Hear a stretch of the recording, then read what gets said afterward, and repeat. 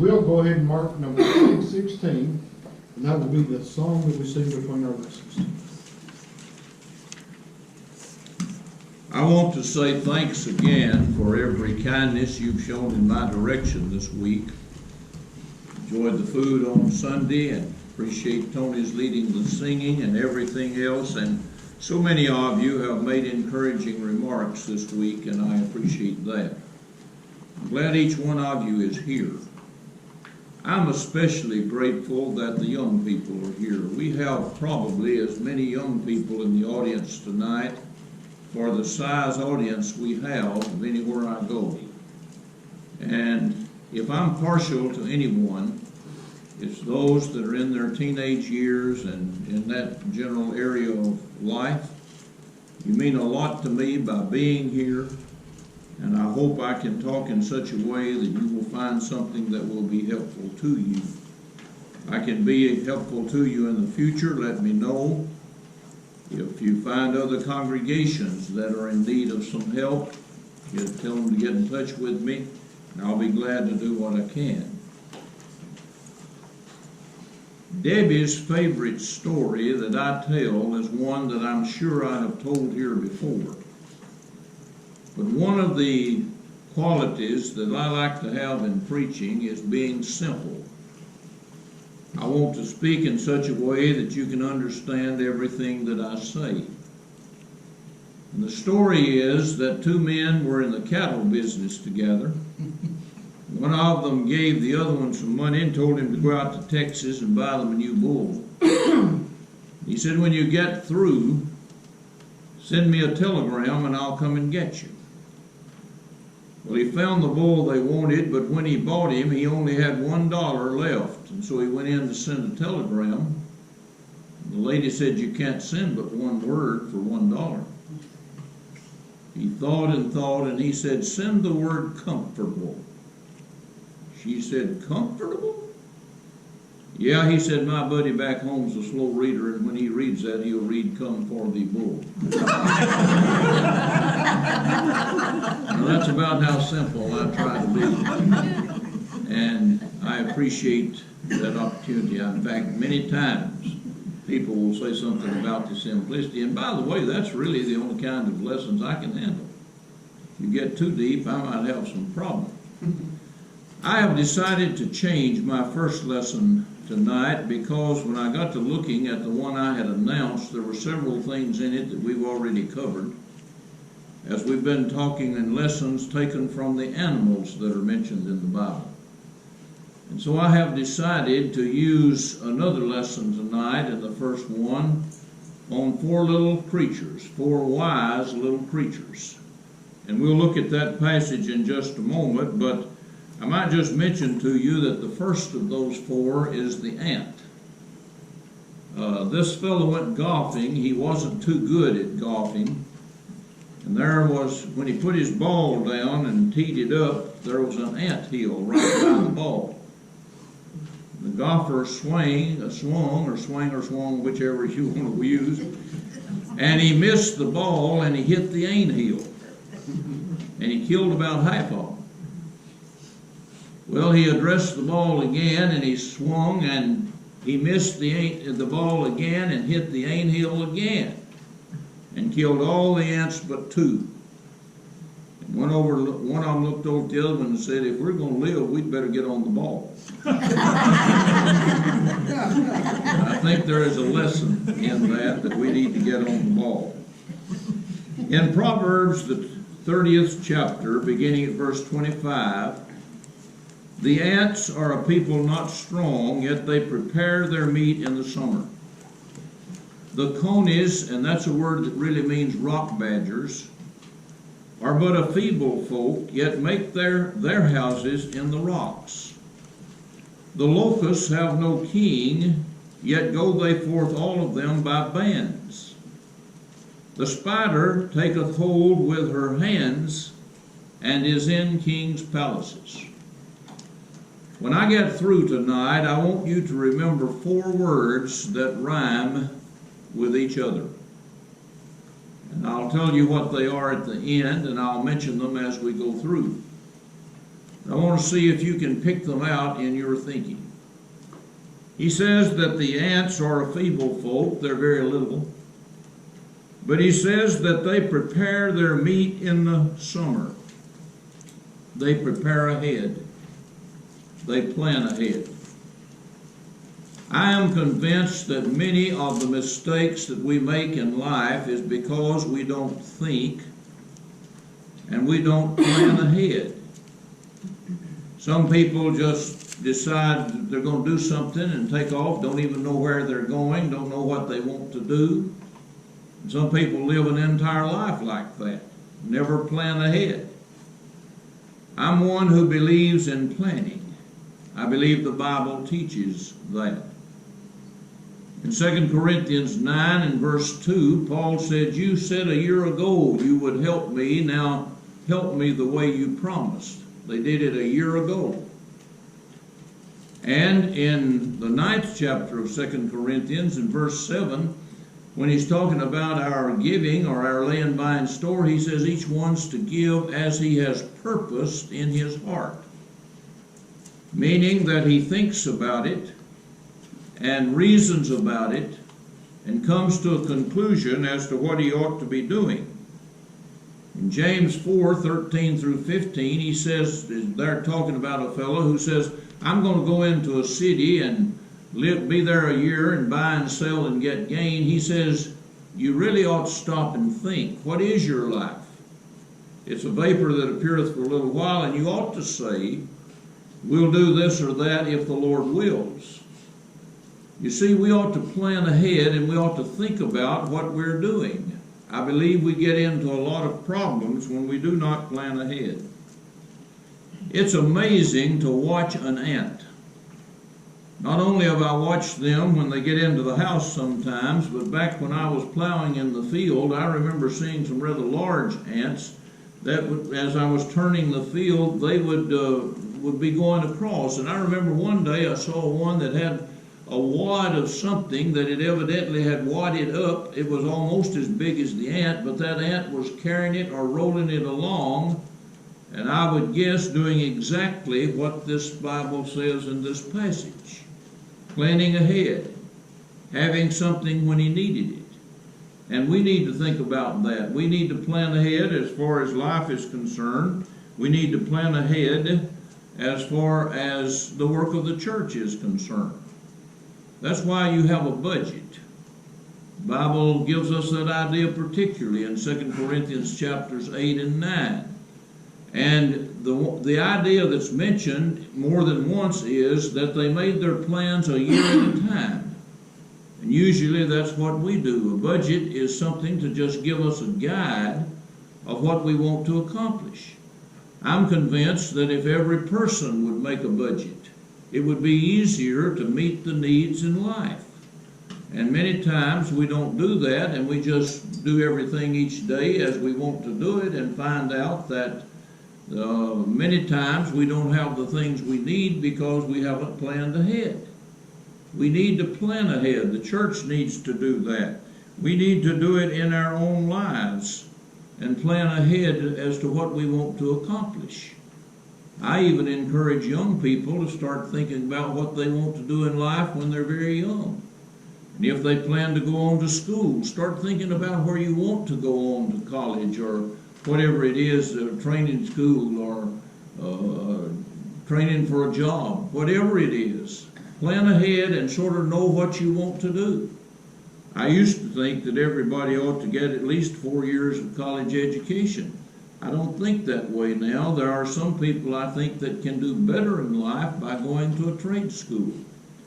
And many times those who prepare themselves, especially in areas like welding and things like that, wind up making more money and having more income than some of the people who go 4 years to a university and maybe waste their time and don't study and don't prepare. But the idea is we need to plan ahead. I've used a little idea for many years that's helpful to me. Let me share it to you and with you, and it might be helpful to you. I have 3 words that I use, and I try to think about these every morning.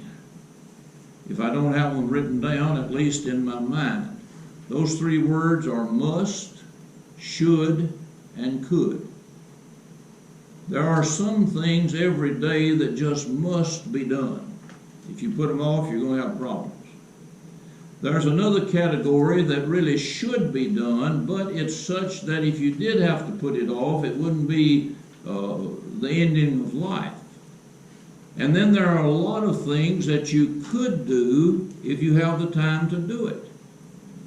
And I have found out that if I will think about the musts and do them first, and the shoulds next, that most of the time I can get through all three of those by planning and knowing what I want to do first.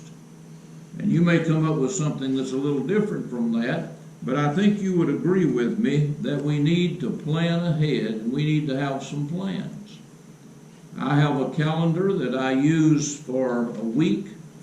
I have a calendar that I use for 2 years. I've got 2 years in that calendar, and if I lose it and I have a time or two, I feel like I'm almost naked without that calendar, because I've got in that not only the things that I have planned to do, but I've got telephone numbers and notes and things like that, and I've got it right there with me, so that even when I'm away from home like I am now, I also have a desk calendar that the whole month opens up. And when I take a trip like I am up here, I usually will fold that up and put it in my briefcase and bring it with me, because you see, I've got with me the information that I need. I have a book where all of the gospel meetings that I'm scheduled to conduct are in that, with the correspondence that I've received.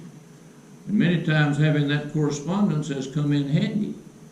One man called me one day and said, "Do you think you have a meeting with us this year?" And I said, "No, I don't think it, I know it." He said, "Well, you don't." I said, "Well, that's okay. I have all the preaching that I need to do, but I do have a letter in my files that was written by one of your elders telling me to be there at such and such a time." I says, "No problem, I'll be glad to cancel that, but it was scheduled." He said, "Well, we didn't know it was scheduled, and we scheduled somebody else." You know, if you listen sometimes, you can be pretty sharp. I said, "Could I ask you one question?" "Yeah." "If you didn't know I had it, how'd you know to call me and tell me I didn't have it?" He said, "Well, we were looking, and I knew exactly what had happened." But have your records and know to plan ahead. Then he says the second one are the conies. That's the rock badgers. That's a little bitty animal. And he says they make their houses in the rocks. We had groundhogs and chipmunks and animals like that as I was growing up. And an animal that's very small, if he sees some kind of danger, will run to a place where he can be protected. He said they put themselves in the rocks, and they prepare themselves and take a stand. In fact, many times you may have seen a little animal like that run and get in under the rock and then stick his head and look. He knows he's protected at that point. But he takes a stand on that which is the rock.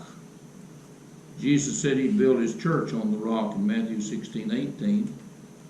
1 Corinthians 3:11 says, "Other foundation can no man lay than that which is laid, which is Christ." And you know, whatever we're teaching about, if we'll just stand on the rock of Christ and the rock of the Bible and let the Bible do its own teaching through us, we won't get into much trouble. We are somewhat like the conies. It says they are a feeble folk. A little animal like that wouldn't last long if he went up against a lion or a bear, would he? But they know how to run and find the protection for themselves where the lion or the bear cannot get them. It is said in Jeremiah 10:23 that it is not in man that walketh to direct his own steps. If we try to do everything without taking God into consideration, we'll get into trouble. If we try to depend upon ourselves completely without even listening to other people, we're going to have some problems. But like the conies, when we look for protection and we stay in the rocks, and we let God be our protection, I'll never leave thee nor forsake thee, Christ said in Hebrews 13:5, then we have that place that we can believe that we have the protection and that He's going to provide for us everything that we need. Our foundation is Christ. Our foundation is the Word of God. We don't have to be afraid of what we teach if we're able to take the Bible and find it in there and show people, giving book, chapter, and verse, what it teaches and what it means. We're able to stand on the rock, and that rock is Christ, and that rock is His Word. So like the ants, we need to plant. Like the conies, we need to stand. And then he says in the next place, let me talk to you about the locusts. I don't know that I've ever seen locusts as such. I've seen a lot of grasshoppers and some of those other buzzing things that come through, sometimes and take the leaves off of every tree. But back at the time of the Bible, even in the plagues in the Old Testament, there was a plague of locusts. And I am told that when they are coming into a wheat field, for example, that they literally come by the millions. Each one of them is very small. And yet by the millions, they can clean a field of wheat in just a few minutes. And he says the reason that they're able to do that is that they band together. They band together. A threefold cord is not easily broken, Ecclesiastes says. You think about my three fingers like that. If I held out that one finger by itself, there are a lot of people, maybe some of you that are in here tonight, that could take your two hands and break that finger very easily.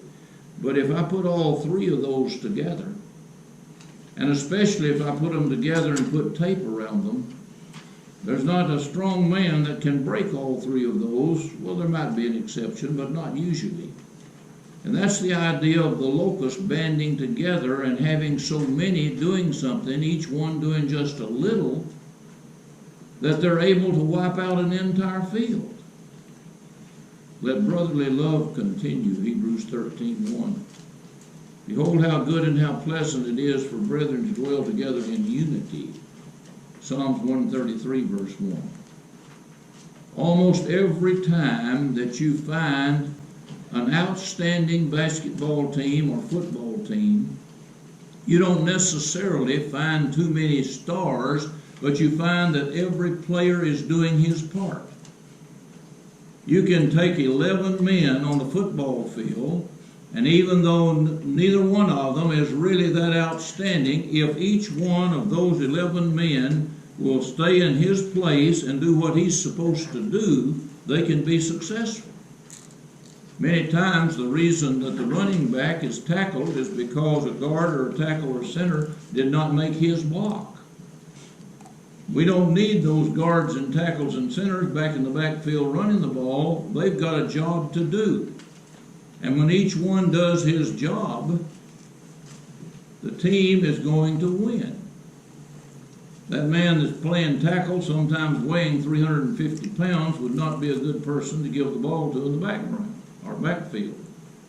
Unless it's somebody like the refrigerator, you remember him, and they'd get down about the half-yard line and they'd give it to him, nobody could stop him. But you don't want that 350-pounder in the backfield. And if you've got a 160-pound scat back, you don't want him in the line. It'd be easy for one of those big ones to just knock him back and then make the tackle. Everybody's got to be in his place and do his part. And when everybody does a little, then putting all that together, it can amount to a lot. Let me tell you something that I did one time when I was living in Oklahoma. We were not making our budget. We needed to try to have a little bit more income to do the work we had planned to do. We had a congregation at that time of probably 250, 300 people. And I asked the elders if they'd let me try something, and they agreed. So one Sunday I said to that 300 people, I said, I want each one of you to do something for the next 10 weeks. I want you to increase your contribution each week $1. and next week you increase it another dime. You do that for 10 weeks, and that'll be increasing your contribution $1. Now think what that means if you get 300 people to do that. That's a pretty good increase, isn't it? Treasurer told me that next week he had checks that were $25.10. And he said he'd never had as many dimes in the collection plate as he had that. Everybody took the challenge, and our giving went up to where we were able to do the things that we needed to do. Every little bit counts. And we need to realize that when we band together. If you had one person singing, it wouldn't sound too well, or too good. But you have everybody singing, it makes a difference. I was at a meeting last week at Brush Creek down in Perry County, and they had a building where the walls were wood and the ceiling was wood. We had about 40 people, 35 or 40 people, and I mean some of the best singing I ever heard. And one of the reasons it was, they had 3 ladies who could sing alto, and when the song had an alto lead, they could take it and go with it. I preached for 7.5 years at Madison County in Jackson, and we didn't have a lady in the congregation that could sing alto. So we had to forget those songs. But when you have all the parts and everybody can sing together, and when you have everybody interested, it's amazing what you can do when you have everybody working together. And that's what's suggested by the locusts. They band together. And then there's the spider. And some translations translate that lizard. You may be reading one that, if you're following along, that has the word lizard. But King James, that I've used for years and years, has the word spider.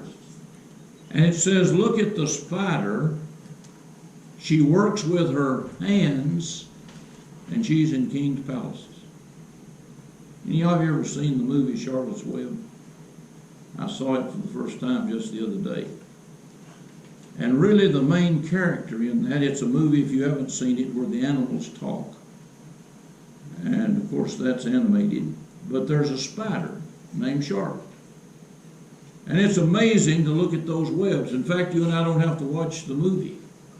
Just look at the spider webs that you have around the house. And I'm the one that gets to see most of them, because you all walk along and you leave the ones up here, and then I start walking and I catch them all. But it's amazing really to see the webs that the spiders weave, isn't it? He says they're even in king's palaces. In the most expensive palace in the world, you'll find spiders and you'll find their webs. Because he says they put their hand to the task. And they're willing to work. That's one thing my dad taught me on the farm as I was growing up, was to work. I think I said earlier this week, I'm convinced now that he had me plowing when the field didn't need to be plowed. He wanted me to be working. And I'm thankful for that lesson that he taught. Not everyone that saith unto me, Lord, Lord, shall enter the kingdom of heaven, but he that doeth. That's effort. Jesus said, I must work the works of him that sent me, while it is yet day, for night cometh when no man can work. That's Luke 6:46 and John 9:4. You remember that little song that we sang with the kids, and sometimes still sing it? The wise man built his house upon the rock, and the wise man built his house upon the sand. The rains came down, the floods came up. Sometimes study that passage in Matthew 7, beginning at about verse 24. And there's only one thing different between the wise man and the foolish man. They both built a house. It rained on both of them. The floods came up on both of them. But the reason that the foolish man's house failed is he did not build it on the rock. It was that foundation that was left, and the building was not the way it should have been. The work was not the way it should have been. And if we can learn from the spider that weaves its web and works no matter where it is, and I don't like spiders. I've got some of those little sticky things, sticky traps, you know, in my house, and each one of them's got at least 1 or 2 spiders in it right now. They start walking through that and get stuck, and I don't free them. But I do respect the work ethic of the spider. Now, did you notice the 4 words? The ant's plan, the conies stand, the locusts band together, and the spider works with his hands to accomplish that. And if you'll take those 4 words suggested by these 4 wise little preachers and use them, they can be helpful to you, whatever kind of life you have, whatever job you do. If you will plan ahead, stand for what you believe, and band together and help others and depend on others to help you, and especially believe that God will help you if you do what's right, and then work with your hands, I believe your life can be successful. Let's stand and sing the song, and then we'll go into the second lesson tonight.